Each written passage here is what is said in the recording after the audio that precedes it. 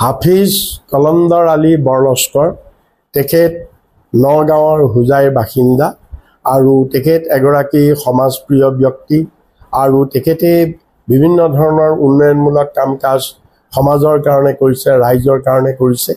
তেখেত এগৰাকী ধৰ্মনিৰপেক্ষ ব্যক্তি।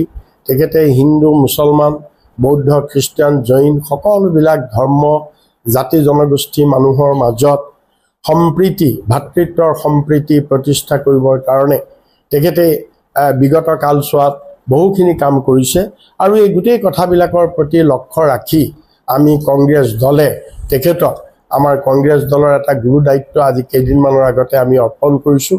আমাৰ যিটো সংখ্যালঘু বিভাগ আছে অসম প্ৰদেশ কংগ্ৰেছ কমিটি, এই সংখ্যালঘু বিভাগৰ অধ্যক্ষ সলমান খান ডাঙৰীয়াই তেখেতক অসম আমাৰ প্ৰদেশ কংগ্ৰেছৰ সংখ্যালঘু বিভাগৰ তেখেতক ভাইচ চেয়াৰমেন অৰ্থাৎ উপাধ্যক্ষ পদত তেখেতক নিযুক্তি দিছে। আমি তেখেতৰ এই নিযুক্তিত অভিনন্দন জনাইছোঁ, তেখেতলৈ শুভেচ্ছা জনাইছোঁ আৰু আমি আশা কৰিছোঁ অনাগত দিনত তেখেতৰ নেতৃত্বত আমাৰ কংগ্ৰেছ দলটো আৰু অধিক শক্তিশালী হ'ব। নমস্কাৰ।